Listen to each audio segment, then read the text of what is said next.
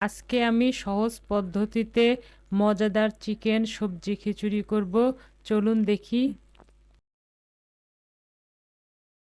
2 KG Pakistani chicken নিয়েছি, খেসারি কালাই আর বুটের ডাল 150 গ্রাম নিয়ে, মটরশুঁটি নিয়েছি, 1 কাপ আলু ভাজা নিয়েছি, লাউ আছে 2 কাপ, গাজর আছে 1 কাপ, আদা বাটা রসুন বাটা পরিমাণ মতো, গরম মশলা পরিমাণ মতো, পেঁয়াজ পরিমাণ মতো, মেজারমেন্ট কাপের 1 কাপ সরিষার তেল, হলুদ পরিমাণ মতো, লবণ পরিমাণ মতো, ফোড়নের জন্য ব্যবহার করব পাঁচফোড়ন আর 4-5টা ভাজা শুকনো মরিচ, ধনেপাতা আমি পরিমাণ মতো দেব, কোয়েল পাখির ডিম আছে, কাঁচামরিচ আছে আমি পরিমাণ মতো দেব।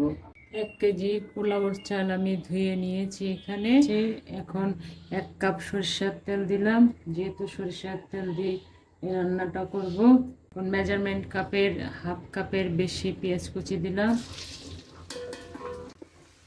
ব্রাউন কালার হলে বাকি মশলাগুলো দেব, বাকি উপকরণগুলো দেব।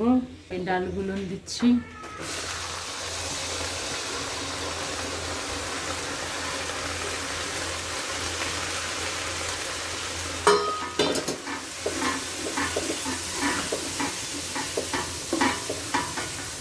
যে চাল ভিজে রেখেছিলাম 1 কেজি, ওই চাল অ্যাড করলাম।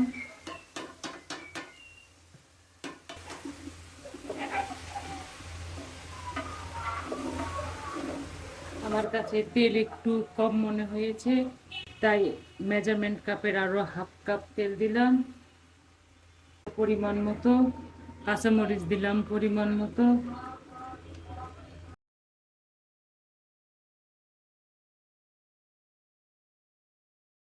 এটা কিছুক্ষণ ভাজবো।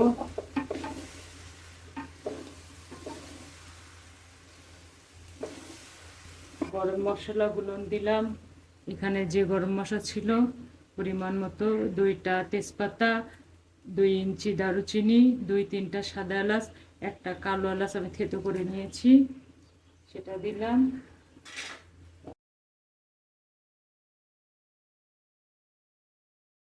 এখন আমি আদা বাটা, জিরা বাটা, রসুন বাটা হাফ চামচ করে রেখেছিলাম, সেটা দিলাম। 2-1 মিনিট ভাজবো। দুঃখিত, আমি ফোড়নটা দিতে ভুলে গিয়েছিলাম।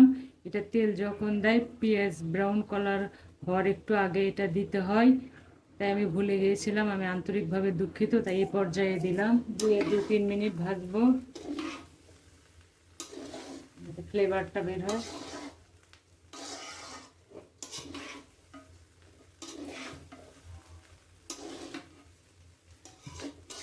এখন সবজিগুলো অ্যাড করব। মটরশুঁটি দিয়ে দিলাম 1 কাপ, আলু ভেজে রেখেছিলাম 1 কাপ দিয়ে দিলাম, ভেজে রেখেছিলাম সেটা দিয়ে দিলাম। করে কাটা 2 কাপের বেশি লাউ আছে, সেটা দিয়ে দিলাম। এখন আরো আমি 2-3 মিনিট সব মিলিয়ে ভাজবো, যাতে সবজিগুলো চালের সঙ্গে লেগে যায়, একটু ভাজা ভাজা হয়ে যায় সবজিগুলো। তার জন্য চাল সহ সবজিগুলো ভেজে নেব 2-3 মিনিট। সবজি ভাজা হয়ে গেছে, পরিমাণ মতো হলুদ দেবো, লবণটা পানি যখন দেব তখন দেবো, না হলে লেগে যাবে। এই কাপের 1 কেজি চাল দিয়েছিলাম, তাই 2 পট পানি দেবো।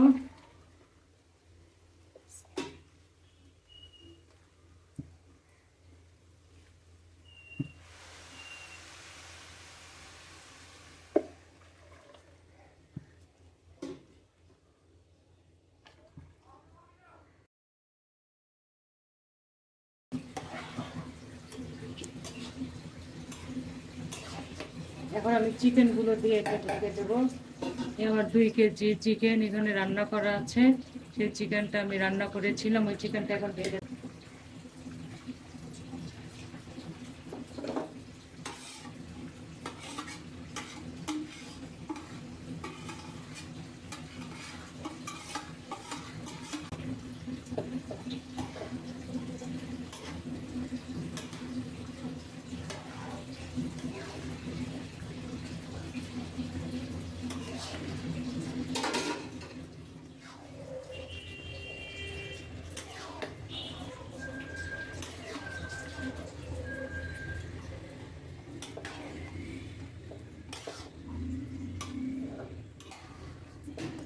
15-20 মিনিট পরে ফিরে এসেছি, এসে চালটা একটু ইপিট উপিট করে দিচ্ছি যেন মশলাগুলো সব কিছুর সঙ্গে লেগে যায়।